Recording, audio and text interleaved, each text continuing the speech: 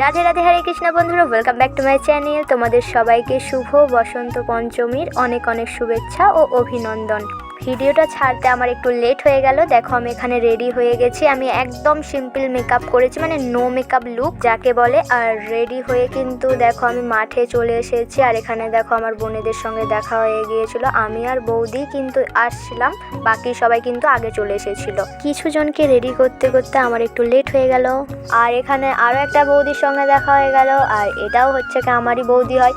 তো আমাদের বৌদির শেষ নেই, গুনেও শেষ করতে পারবে না। তো যাই হোক, ভিডিওটা তোমরা প্রথম থেকে দেখতে থাকো, আশা করছি তোমাদের খুবই ভালো লাগবে। আর এই দেখো আমার দুজন ভাইঝিকে কত মিষ্টি লাগছে শাড়ি পরে, সবাইকেই কিন্তু খুবই সুন্দর লাগছিল। আর আমি এবছর জামা পরেছিলাম, শাড়ি কিন্তু পরিনি।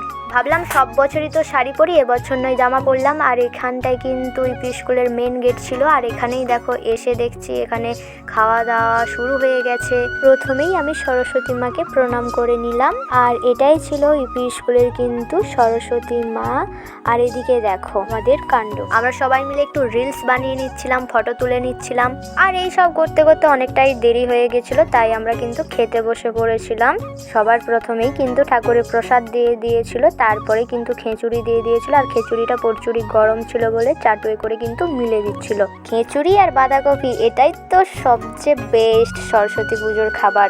এখানে কিন্তু স্যারেরা দেখছিল যে ঠিকঠাক সমস্ত কিছু দেয়া হচ্ছে কিনা। আর এদিকে দেখো আমার গায়ে একটু কোনো বল নেই, আমাকে যদিও বা একটা গ্লাস দিয়েছিল, সেটাও আমি জল উল্টি দিয়েছিলাম, গ্লাস ধরতে গিয়ে পড়ে গেছিলো। আর এদিকে দেখো বন্ধুরা, আমি কিন্তু এবারে পাত পরিষ্কার করে খেয়েছিলাম। আর এদিকে আমি বৌদি আঁচলে কিন্তু হাতটা মুছে নিচ্ছিলাম। প্রতি বছরই কিন্তু আমি আমাদের এই গ্রামের স্কুলেই থাকি, আমাকে ঘুরতে যেতে অতটাও ভালো লাগে না। পুজোর দিনে মন দিয়ে পুষ্পাঞ্জলি দেব, ব্যাস এটুকুই আমার ইচ্ছা থাকে। ওটা ছিল প্রাইমারি স্কুল আর এটা ছিল হাই স্কুল কিন্তু।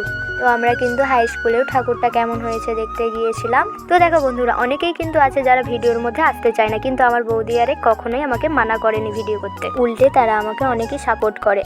আর এমনিতেও যারা কিন্তু ভিডিওতে আসতে চায় না তাদেরকে না নেওয়াটাই আমার মনে হয় বেটার। সবাই যে সব জিনিসটা পছন্দ করবে সেটা তো নয়। তো যাই হোক, এখানে দেখো প্যান্ডেলটা কিন্তু খুবই সুন্দর হয়েছিল, প্রায় অনেকই ভিড় ছিল। আর দেখো সবাই কিন্তু ফটো আরে তুলছিল।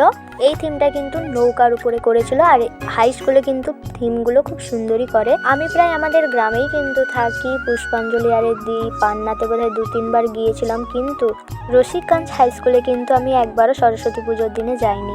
সবচেয়ে ভালো মুহূর্ত গেছে আমার 1 থেকে 8 পর্যন্ত, কারণ তখন আমার বান্ধবী বন্ধুরা সবাই মিলে আমরা একসঙ্গে ছিলাম।